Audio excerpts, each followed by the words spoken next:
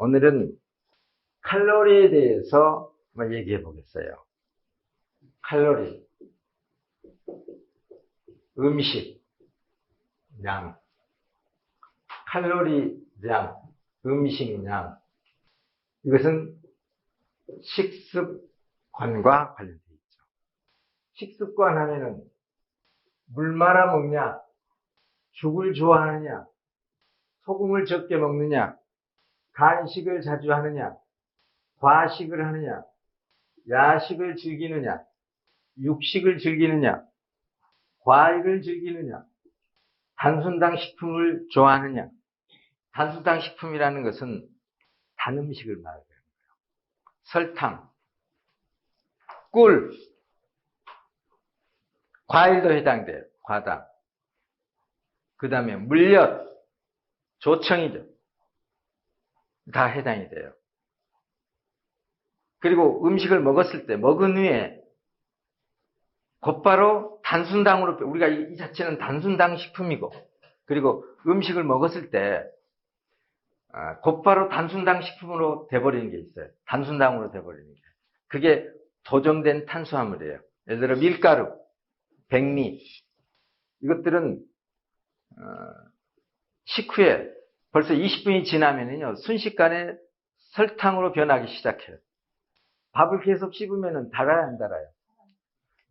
밥이 단지 안 단지 보려면요, 쌀을 씹어보면 알아요. 달게 되는 거예요. 침에 의해서 이게 바로 단순당으로, 침에 소화효소에서 단순당으로 바뀌는 거예요. 이게 식습관이죠. 그래서 물과 음식을 섞어 먹는다든지, 죽을 먹는다든지, 탕류 제품을 많이 먹는다든지, 이게 전부 다 우리가 여태까지 자라민 건강법에서 이것에 늘 얘기하는 게 이런 거죠. 이렇게 하게 되면은요, 식습관 자체죠. 여기는 또, 요거는 음식에 이렇게 질도 얘기하는 거죠. 질과 형태. 이건 양이죠. 이것은 양. 이런 것들이 우리 몸을, 이게 잘못될 때 우리 몸이 망가지는 거예요. 우리 몸에 통로가 막히게 되는 거예요. 교통체증이 일어나는 거예요. 이게 많을 때. 이런 것들은요, 이런 음식의 질과 형태, 이것들은 뭘 나타내냐면은 도로 조건을 얘기해요. 도로 조건. 빙판이랄지, 비가 온다든지, 이런 것들. 그러면 자동차가 잘 못 다니죠? 사고율이 높죠? 요건요, 칼로리량, 즉 음식량은 교통량을 얘기해요. 도로 조건도 중요하지만은요, 교통량이 많아지면 안 되죠. 그러니까 도로를 계속 늘려야죠. 한번 보자고요, 그러면. 자, 도로 조건을 개선해야 돼요. 여기에 있던 것을 개선해야 되는 거예요, 이것을. 요걸 이렇게 줄여야 되는 거죠.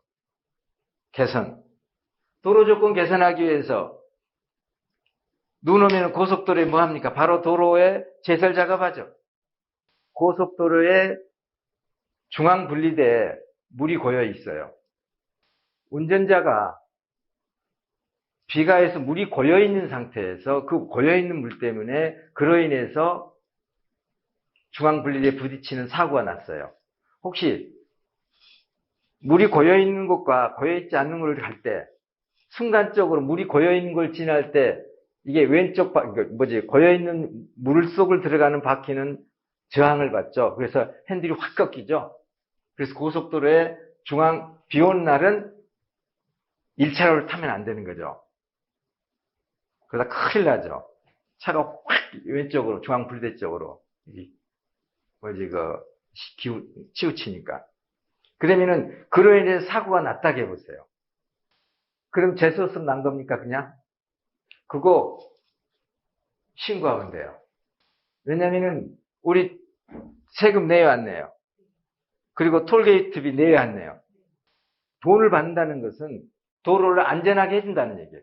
그런 전제 조건에서 돈을 받는 거예요. 근데 그 돈 받고도 할 일을 안 했잖아요. 물이 고이는 거 있으면은 도로공사나 관리하는 기관에서는 늘 그런 것을 알고 그렇게 되지 않도록 안전조치를 해야 되는 거죠.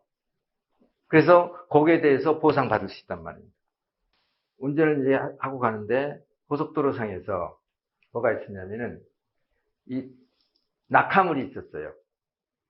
그래서 낙하물에 의해서 제 바퀴가 찢어졌어요.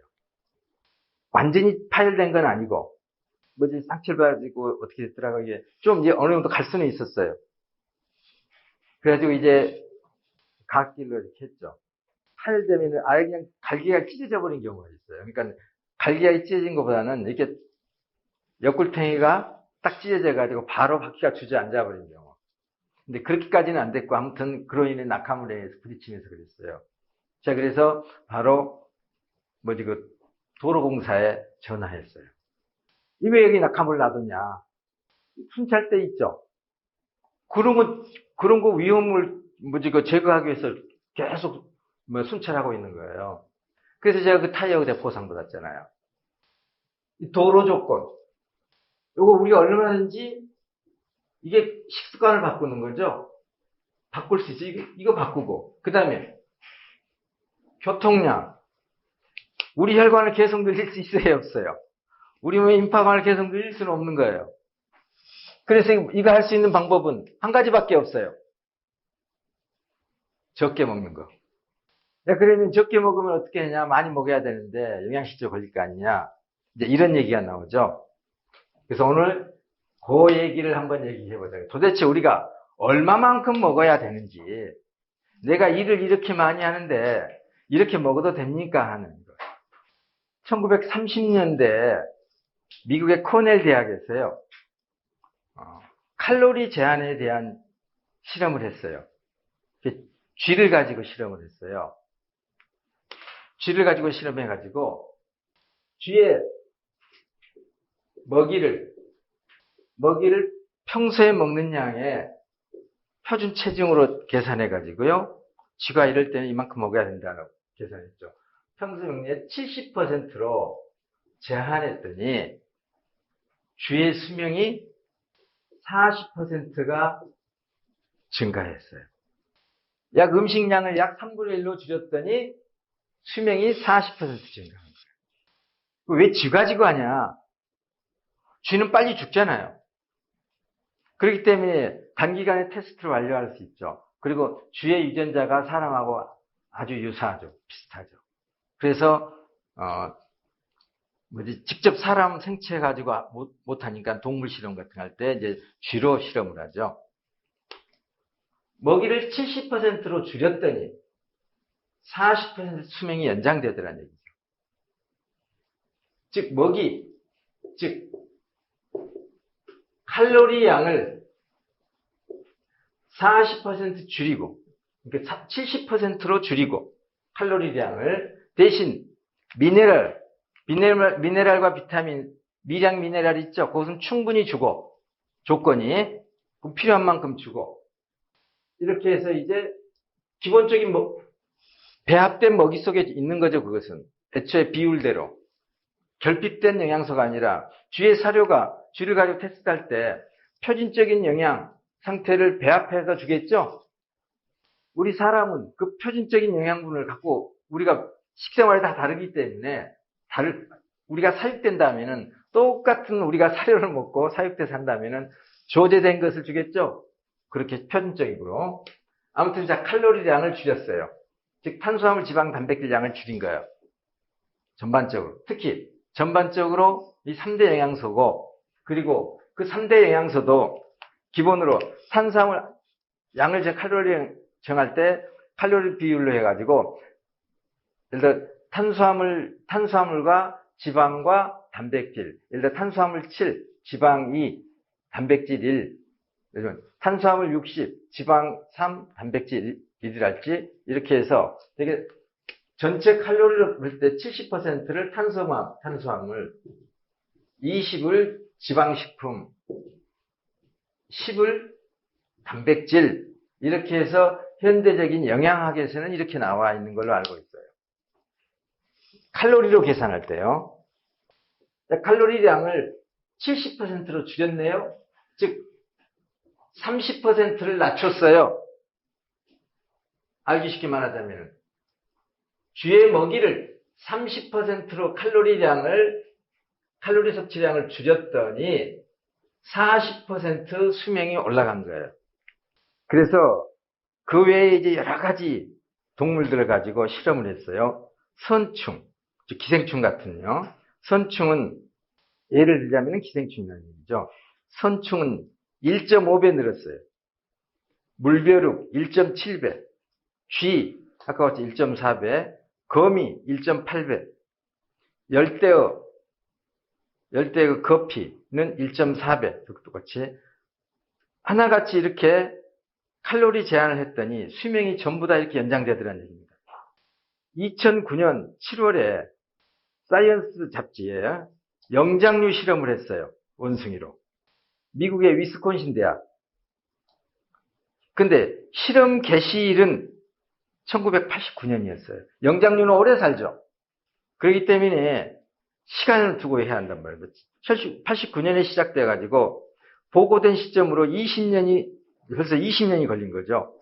20년이 걸린 중간 데이터인 거예요. 중간 데이터.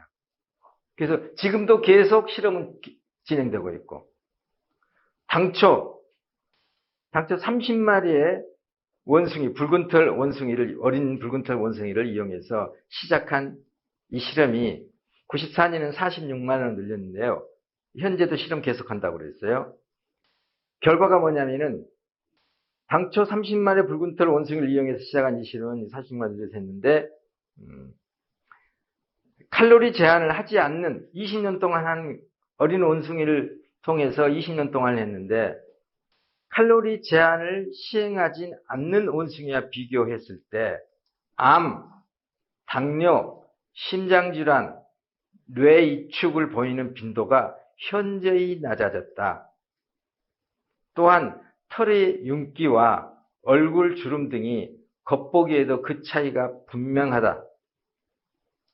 또한 실험 도중에 사망한 원숭이의 사인을 밝힌 결과 나이가 들어 사망한 원숭이의 숫자는 칼로리 제한 요법을 거치지 않는 원숭이의 경우 똑같은 칼로리 제한을 하지 않는 원숭이 있을 거 아닙니까? 경우에 38마리 중 14마리인 반면에 칼로리 제한 요법을 거친 원숭이는 38마리 중 단 5마리에 불과했다. 그러니까 많이 먹으면 빨리 죽는 거예요. 왜 빨리 죽냐면 빨리 막혀서 죽는 거예요. 그런데도 나는 한 끼를 못 굴러. 나는 간식 끊으면 죽어요 하고 하는 사람이 있어요. 그런 분들은 적극 권장하세요. 세상 살기 싫은 사람. 자기가 본인이 갖고 있는 그 식탐을 제한 못하면은 어떻게 되겠어요? 이건 많이 먹으면은 막힌다는 것은요. 어린애들도 다 할 거예요. 초등학생들도 다 이해할 거예요. 아궁이에 땔감을 계속 넣어보세요. 그럼 아궁이가 막히죠. 숫덩어들이 많아지고 재가 많아지고 많이 쓰는데 자동차를 과속하고 또 그리고 이 주행 키로수를 주행거리를 계속 높여봐요. 그럼 어떻게 됩니까? 중고가 빨리 되죠. 당연한 이치. 그래서 그러면은 나한테 내가 칼로리를 어느 정도만 해야 되나? 내 칼로리. 나한테 필요한 칼로리가 얼마인데? 굳이 이제 칼로리 계산법을 한다면 동양에서는 원래 이 칼로리 계산, 동양의 건강법에는 이런 칼로리 이렇게 구체적으로 하지는 않죠. 그리고 오히려 서양에서 이렇게 보고된 이거보다도 동양의 건강법은 이 칼로리 제한을 더하죠. 동양의 건강법 자체가, 개념 자체가 30%를 줄인 게 아니라 훨씬 더 많이 줄이게 하죠. 근데 이건 이제 사람들이 아직 안 믿고 신뢰를 못 하니까 그냥 그렇게 서양에 영향하게 거의 뭐 세뇌되다시피 한 이제 오늘날 우리나라 영양의식, 건강의식이죠. 식사에 대한 칼로리에 대한 음식에 대한 우리가 일반적인 갖고 있는 상식이 돼버린 거죠. 그래서 그걸 감안해서 한번 이걸로 보자고요. 먼저 표준체중을 계산해야 돼요. 표준체중 계산법은 다른데 지금이 훨씬 더 표준체중을 계산법에 의하면은 더 높아졌어요. 점점 쭉 높아져 왔단 말입니다. 표준체중 계산법 알고 계시죠? 근데 이 표준체중 계산법 말고 어떻게 하냐면 이것은 이제 칼로리와 관련해 가지고 얘기한 건데, 그러니까 이런 기준들이 현대인들이 자꾸 이렇게 많이 먹게 되니까 전반적으로 좀 높아질 수밖에 없는 거죠. 체중이 느니까. 표준체중은 단위가 메타 곱하기 키, 단위 메타예요. 즉 키의 제곱이죠. 곱하기 22. 요것에 이제 요 상수를 산출하는 것은 따로 있어요. 그래서 22를 곱해줘요. 그러면은요, 제 키가 작아요. 제 키가 청년 때는 162였어요. 근데 제가 최근에 지금 제가 60이 넘었잖아요. 최근에 재봤더니 161점 얼마가 되더라고요. 그러면은 키가 거의 안 줄었다는 얘기예요. 양호하다는 얘기입니다, 실제로. 뼈가 건강하다는 얘기죠. 키가 줄어드는 것은 뼈가 줄어들기 때문에 그렇죠. 그래서 161로 잡자고요. 161cm니까 1.61m로 해야 되는 거죠. 곱하기 1.61m 곱하기 22 하면은 얼마 나옵니까, 혹시? 자, 57. 그쵸? 57kg. 이게 표준체중. 저는 이 표준체중에 못 미쳐요. 이 표준체중이 약 3kg 모자라네요. 따지고 보면은 이게 표준체중인 거예요. 이게 지금 영양 상태에 따라서 높아져서 계산된 거예요. 그러면은 내한테 하루에 필요한 칼로리가 얼마냐 이거예요. 그러면은 투병 중인 사람, 일반 가정주부, 또는 농사일을 하는 사람, 또는 아주 심한 중노동을 하는 사람, 다양하겠죠. 일반 직장인들, 다 다양할 거란 말입니다. 왜냐하면 칼로리 소모가 다르니까. 그러면은 기본적으로 이 농사 짓는 분들은 칼로리 소모가 심할까요, 안 심할까요? 심하죠. 그래서 나는 농사 지니까 먹어야 살아.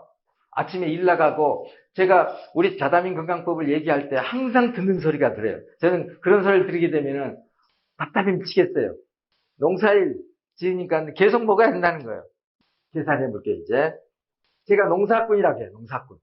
자, 농산일을 하는 사람이에요. 그러면 57, 자기 체중 곱하기.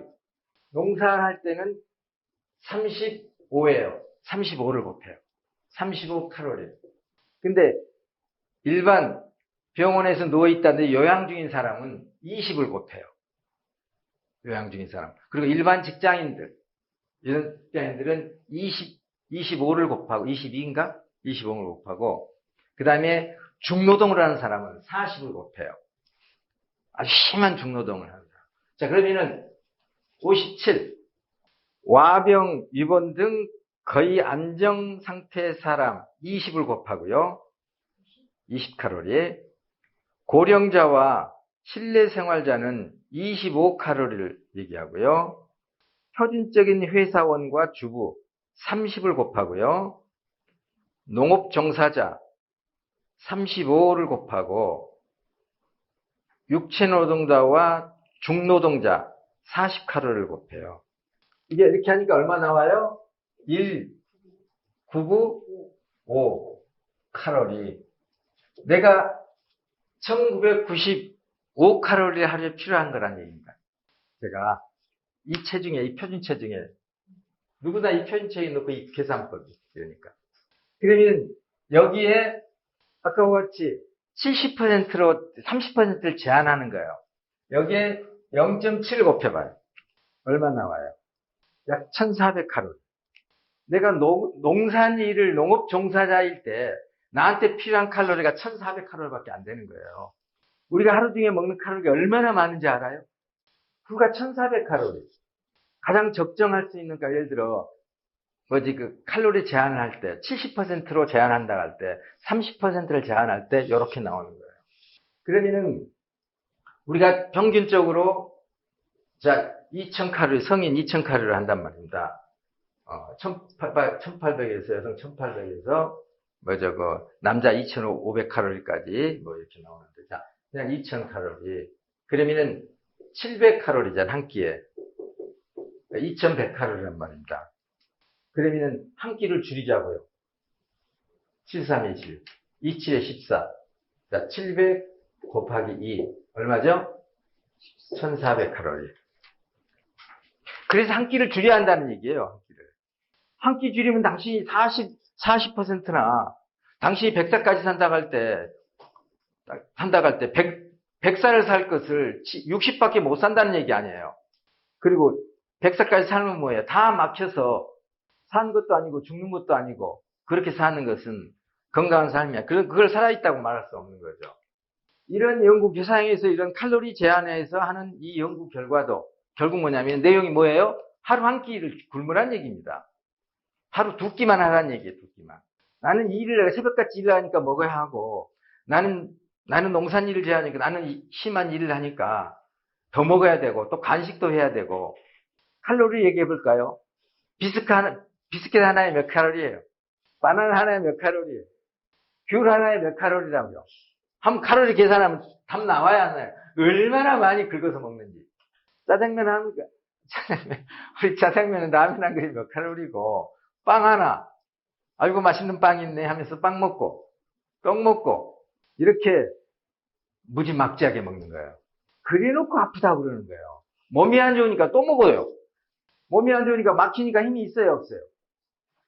허기지고 막히니까 누가 대사가 안 돼요. 도로가 막혔어요. 저 지방에 뭔가를 보내야 돼요. 막혔는데 갑니까 안 갑니까? 못 가죠.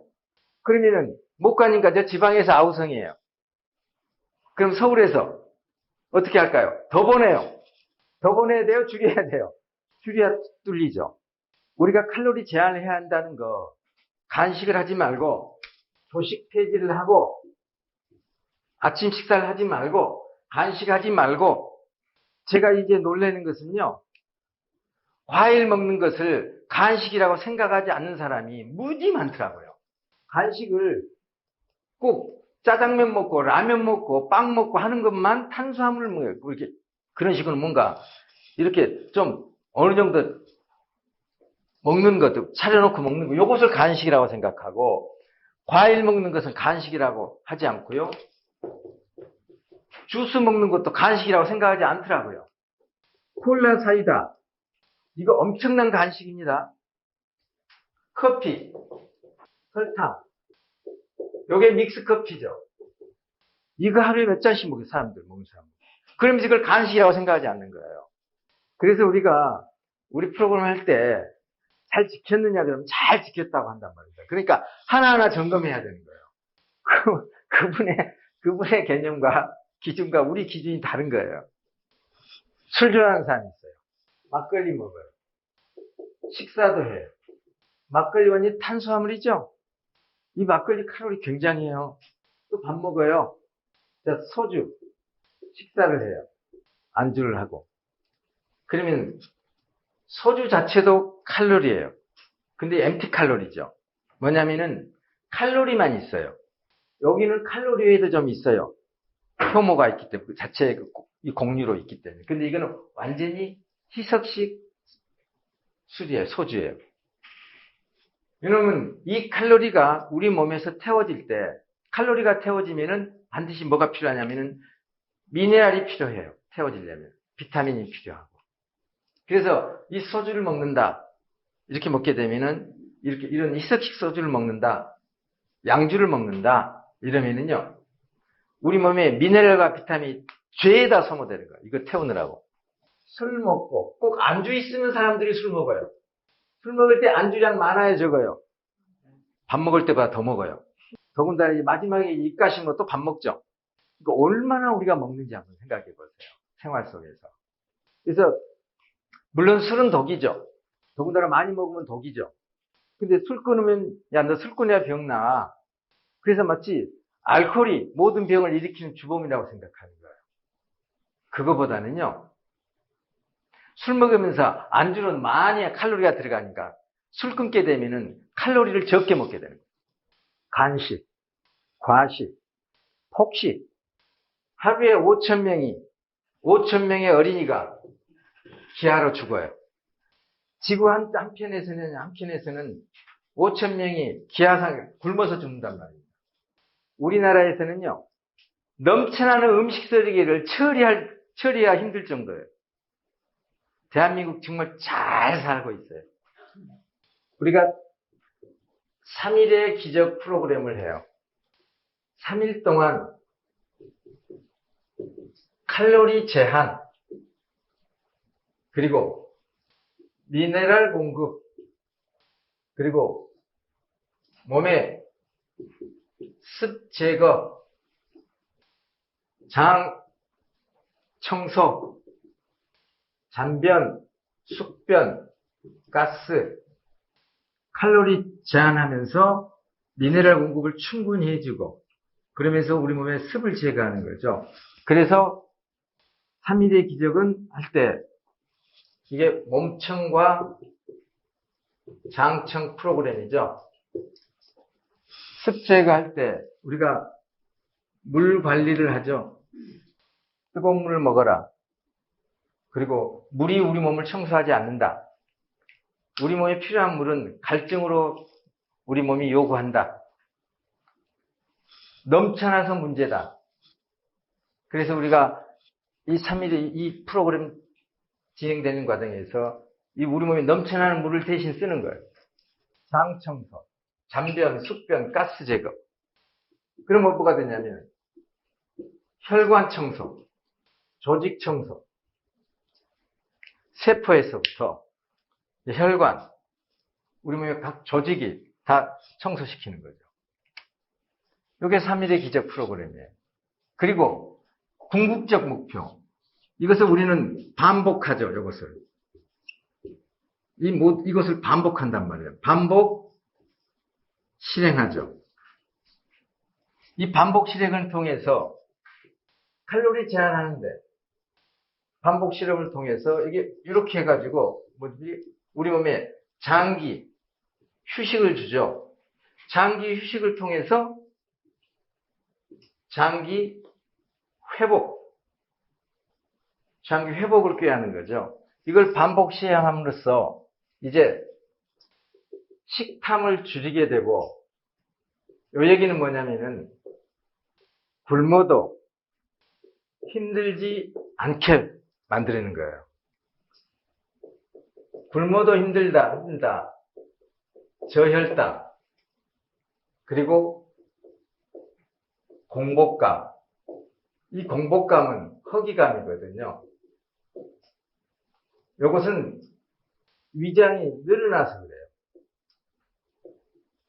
위장이 늘어나서. 저혈당은 간과 췌장이 기능이 떨어져 있어서 그래요. 와요. 근데 이렇게 칼로리 제한을 함으로써 우리 몸이 이걸 반복함으로써 우리 몸이 서서히 간의 기능과 췌장 기능이 자극받아서 간이 칼로리를 저장할 수 있고, 그리고 췌장은 저장된 칼로리를 분해할 수 있는 글루카곤이나 호르몬을 생산해낼 수 있고, 그래서 우리가 굶었을 때 저혈당을 안 일으키게 되죠. 그러니까 우리는 3일의 기적 프로그램을 통해서 궁극적으로 굶어도 힘들지 않게 하기 위해서 그러는 거예요.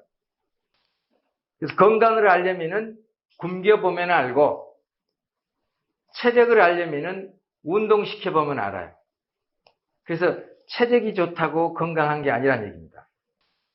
건강한 사람은 잘 굶을 줄 아는 사람이에요. 건강하지 못한 사람 봐보세요. 한 끼 굶으면은 인생 딱 끝난 것처럼 얘기하지. 얼굴에 절망이 보여요. 그래가지고 우리 3일 디톡스 얘기를 하면은 3일 우리 프로그램 얘기하게 되면 아이고 저는 한 끼만 굶어도 못 살아요. 그렇게 얘기한단 말입니다. 결국 몸청이나 장청 프로그램은 굶어도 힘들지 않다는 얘기는 건강해졌다는 얘기예요. 그리고 이렇게 위장이 확장돼서 이런 위장이 비어 있으면 먹을 생각밖에 안 나는 거예요. 이게 뭐냐면은 위가 차갑기 때문에 그래요. 그러면은 칼로리 제한을 하면서 이론적으로 우리가 3일의 기적 프로그램을 하게 되면은 위장이 놀랍도록 수축돼요. 몇 번 반복하게 되면 이제 절대로 과식을 못해요. 위장이 안 늘어나요. 우리 자다민 사업자 중에 뭐라고 하냐면은, 어제도, 어떤 분이 그랬어요. 뭐라 하시더라? 이놈의 배가 어떻게 생긴지 모르겠네. 뭐 조금만 먹으면 배가 불러서 이제는 못 먹겠네. 그렇게 된단 말입니다. 하루를 사는데, 또는 제 자동차 연료를 생각해 보자고요. 여기서 한번 기름을 넣고 부산까지 왔다 갔다 하면 얼마나 좋아요.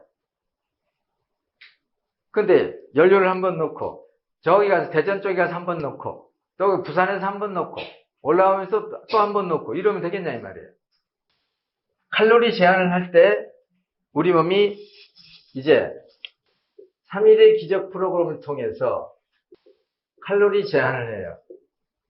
궁극적으로 아까 얘기했던 것처럼 칼로리 제한할 때 백혈구가 활동을 시작해요. 이건 세포 외에서, 세포 밖에서. 집이라고 하면은, 가옥이라고 하면은, 주택이라고 하면은, 주택과 주택 사이죠. 백혈구는 주택 안으로 침범할 수가 없어요. 주택 밖만 돌아다니죠. 주택과 주택 사이. 혈관도 그렇죠. 혈관도 다. 그래서 백혈구는 거기서 움직이면서 청소를 하고. 그 다음에, 세포 안에는, 즉, 주택 내에는 가족 구성원들이 있어요. 즉, 주부가 있죠. 굳이 하자면 주부. 리소좀은, 이거 역시 리소좀 활동을 자극하는데, 이것은 세포 안에서 그래요. 백혈구는 미화원. 집안에 들어가서 청소를 하면 안 되죠. 주택 침입자가 되죠. 주거 침입자. 가족이 해야 돼요, 가족. 리소좀은 주부. 집안은 주부. 집 밖은 미화원. 칼로리 제한을 하게 됨으로써 백혈구와 리소좀이 활동을 해요. 그러면서 이렇게 함으로써 이들이 노화된 세포 제거, 그리고 새로운 세포 재생, 우리 몸을 리모델링해요. 이게 우리 3일의 기적 프로그램. 백혈구의 활동, 리소좀, 그 다음에 노화된 세포, 병든 세포. 백혈구는 외부에서 활동하면서 수많은 우리 몸의 찌꺼기들과 외부 침입자를 정리하고 병든 세포를 제거해요. 리소좀은 집안 청소를 하다가 버릴 건 버리고, 그리고 도저히 집은 다시 보수 복구하려다가 해봤더니 이놈의 집을 다시 리모델링 하자니 차라리 집 허물고 다시 새 집을 짓는 게 낫겠다 할 때는요, 이 리소좀은 그 집을 헐어버려요. 자신의 집을 폭파시켜버려요. 폭파시켜버리는 거. 이걸 아포토시스라고 그래요. 그럼 그 폭발물의 잔해를 백혈구가 또 다 청소해줘요. 즉, 미화원이 전부 다 갖다 버리죠. 청소하죠. 그래서 우리 몸이 이러한 프로그램을 통해서 리모델링을 한다.